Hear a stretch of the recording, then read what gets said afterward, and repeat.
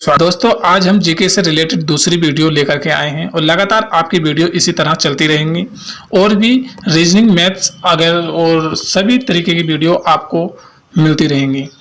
पेट का एग्जाम होने के कारण कुछ समस्या आ रही है और जिसमें कि 18 तारीख में दिल्ली पुलिस का एग्जाम है और उसके बाद कंटिन्यू क्लासें आपकी स्टार्ट कर दी जाएंगी।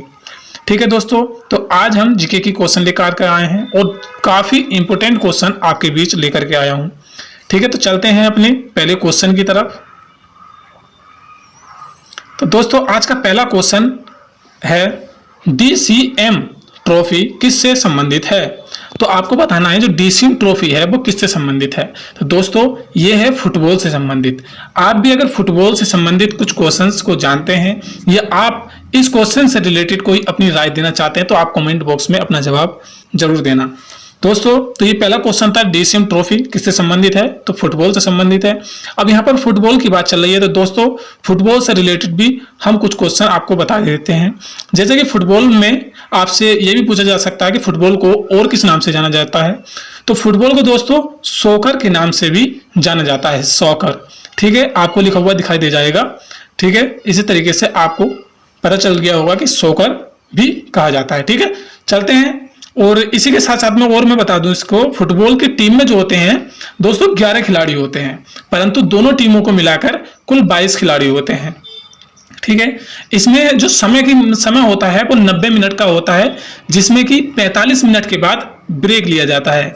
तो 45 मिनट का ये 2 हाफ ब्रेक लिए जाते हैं इसमें, और टोटल जो टाइम होता है इसका वो 90 मिनट का होता है। ठीक है दोस्तों, तो इतना आपने फुटबॉल के बारे में जाना है। चलते हैं नेक्स्ट क्वेश्चन की ओर। तो नेक्स्ट क्वेश्चन हो जाएगा अपना, कौन से मुगल बादशाह ने 15 साल निर्वासित होकर गुजारे थे। तो इसका आंसर हो जाएगा हुमायूं। अब यहाँ पर हुमायूं की बात चल रही है दोस्तों, तो हुमायूं से रिलेटेड मैं आपको कुछ बता देता हूँ।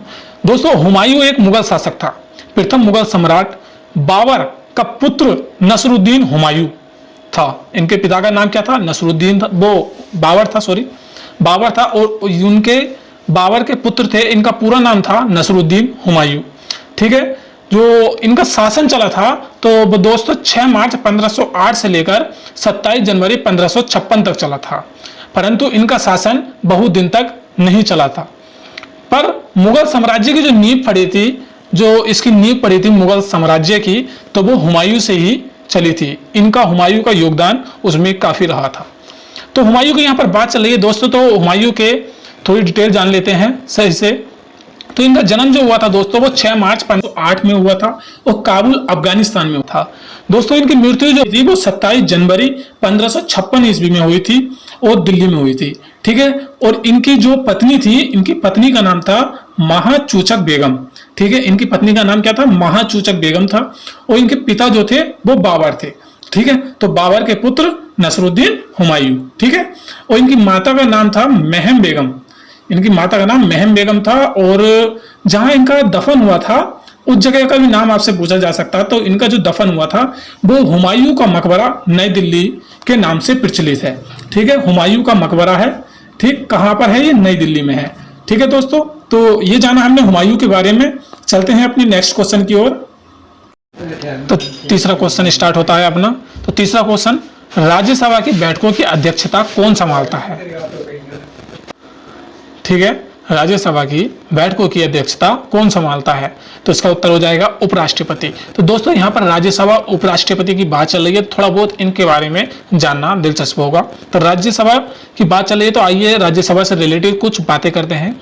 राज्यसभा जो है वो आर्टिकल 80 से संबंधित है। ये भी अभी आपसे पूछा जा सकता है कि जो राज्यसभा है वो कौन से अनुच्छेद से रिलेटेड है। तो ठीक है, तो राज्यसभा जो है वो आर्टिकल 80 यानी कि 80, ठीक है, 80 से मतलब संबंधित है।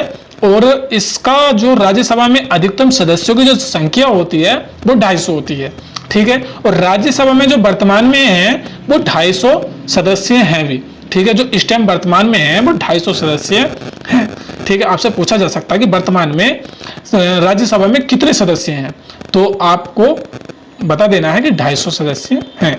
ठीक है, और भी आपसे पूछा जा सकता है जैसे कि राज्यसभा सदस्य बनने की जो आयु होती है वो न्यूनतम कितनी होनी चाहिए। तो ये भी आपको बता देनी चाहिए कि जो न्यूनतम आयु होती है राज्यसभा सदस्य बनने की, तो वो 30 वर्ष होती है दोस्तों। ठीक है, आपसे पूछा जाए तो आप तुरंत जवाब दे देना।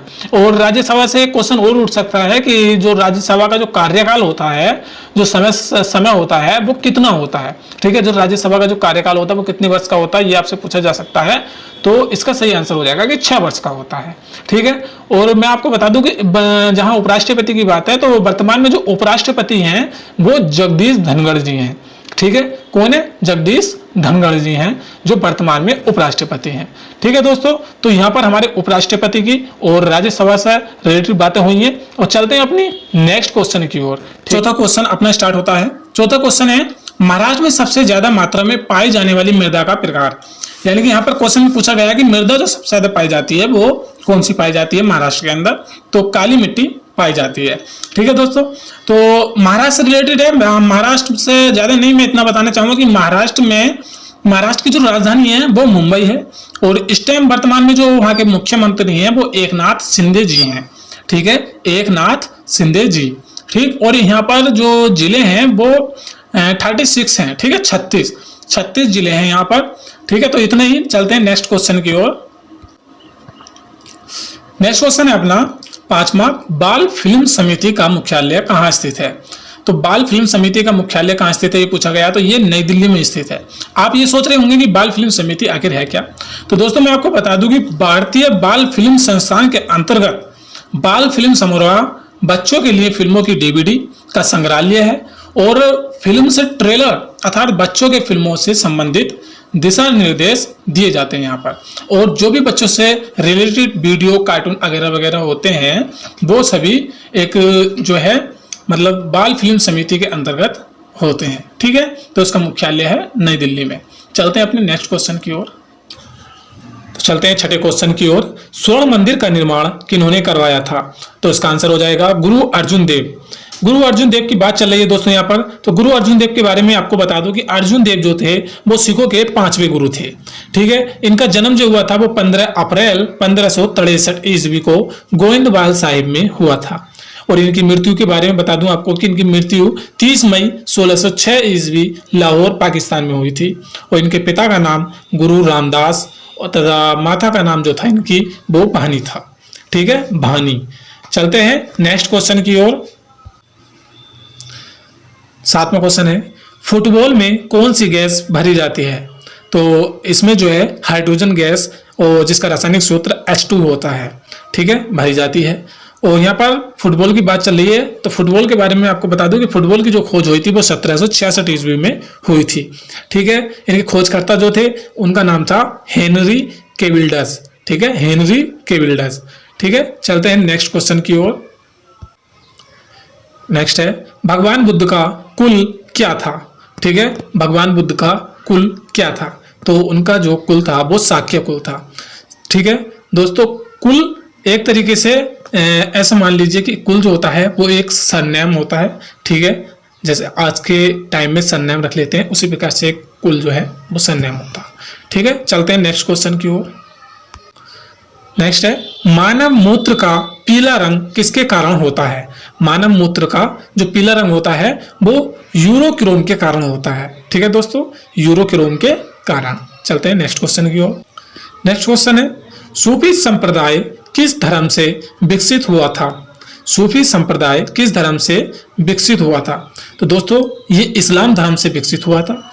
सूफी संप्रदाय की यहाँ पर बात चल रही है दोस्तों, इनके बारे में मैं थोड़ा सा आपको बता दूं कि सूफी संप्रदाय जो होता है वो इस्लाम का एक रहस्यवादी पंथ है। इनका लक्ष्य अपने पंथ की प्रगति एवं मुक्तिवाद की सेवा रहा है। ठीक है, जो इनकी भक्ति होती है जो है उसकी सेवा करना ही इनका एक धर्म होता है। और सूफी जो है वो राजाओं से दान उधार मतलब दान या उपहार स्वीकार नहीं करते थे और एक सादगी भरा जीवन बिताना पसंद करते थे। आपने देखा होगा कि 4 से 5 जनेऊ की टोली चलती है और वो कहीं भी रह लेते हैं और एक इस्लाम धर्म से रिलेटेड होते हैं वो। ठीक है, तो उनको सूफी संप्रदाय के अंतर्गत वो आते हैं। ठीक है, चलते हैं नेक्स्ट क्वेश्चन की ओर। तो नेक्स्ट क्वेश्चन हो जाएगा अपना, लक्षद्वीप में कौन सी भाषा बोली जाती है? तो लक्षद्वीप में दोस्तों मलयालम भाषा बोली जाती है। दोस्तों इसी के बीच में एक होमवर्क के रूप में मैं आपको एक क्वेश्चन देता हूं, आपको बताना असमिया भाषा कहां बोली जाती है। ठीक है, क्वेश्चन है असमिया भाषा कहां बोली जाती है, आपको इसका सही आंसर देना है और कॉमेंट बॉक्स में। ठीक है, और चलते हैं अपने नेक्स्ट क्वेश्चन की ओर। नेक्स्ट क्वेश्चन हो जाएगा, त्रिपुरा में कौन सी भाषा बोली जाती है? इसमें त्रिपुरा में आपसे पूछा गया है कि कौन सी भाषा बोली जाती है, तो इसका सही आंसर हो जाएगा बांग्ला भाषा। ठीक है, तो इसके सही आंसर बांग्ला भाषा। चलते हैं नेक्स्ट क्वेश्चन की ओर। नेक्स्ट है, अफीम को पौधे के किस भाग से प्राप्त किया जाता है? तो दोस्तों जो अफीम होती है उसको फूल से प्राप्त किया जाता है। एक फूल होता है और उससे जो है अफीम प्राप्त की जाती है। ठीक है, चलते हैं नेक्स्ट क्वेश्चन की ओर। नेक्स्ट, भारत में पिन कोड का आरंभ कब से हुआ था? दोस्तों 14वां क्वेश्चन है अपना, भारत में पिन कोड का आरंभ कब से हुआ था? तो इसका राइट आंसर हो जाएगा 15 अगस्त 1972। ठीक है, नेक्स्ट क्वेश्चन की ओर चलते हैं। नेक्स्ट क्वेश्चन है, भारत रत्न से सम्मानित होने वाले पहले संगीतकार कौन है? ठीक है दोस्तों, तो क्वेश्चन बहुत अच्छा है। भारत रत्न से सम्मानित होने वाले पहले संगीतकार कौन से हैं? MS सुब्बुलक्ष्मी। ठीक है, इसका सही आंसर हो जाएगा MS सुब्बुलक्ष्मी। नेक्स्ट क्वेश्चन की ओर चलते हैं। नेक्स्ट है, भारत और पाकिस्तान के बीच शिमला समझौता कब हुआ था? तो दोस्तों बहुत ही अच्छा क्वेश्चन है, भारत और पाकिस्तान के बीच शिमला समझौता कब हुआ था? तो ये हुआ था 2 जुलाई 1972 को। ठीक है, भारत और पाकिस्तान के बीच शिमला समझौता 2 जुलाई 1972 को हुआ था। नेक्स्ट क्वेश्चन की ओर चलते हैं। रेडियम की खोज किसने की थी? नेक्स्ट है अपना, रेडियम की खोज किसने की थी? तो इसका सही उत्तर हो जाएगा पियरे क्यूरी और मैडम मेरी क्यूरी ने, जो कि 1898 में की थी। ठीक है, चलते हैं नेक्स्ट क्वेश्चन की ओर। भारत में टीवी पर पहली बार समाचार किसने पढ़े थे? तो ये जो है इसका सही आंसर हो जाएगा प्रतिमा पुरी, जो कि इन्हें विद्या रावत के नाम से भी जाना जाता है। ठीक है, नेक्स्ट क्वेश्चन की ओर चलते हैं। नेक्स्ट है, सुभाष चंद्र बोस को किसने सबसे पहले नेताजी कहकर संबोधित किया था? तो इनको सबसे पहले नेताजी एडोल्फ हिटलर ने कहा था, जो कि जर्मनी से थे। ठीक है, चलते हैं नेक्स्ट क्वेश्चन की ओर। नेक्स्ट है, इसरो का 100वां मिशन कौन सा था? इसरो का 100वां मिशन कौन सा था?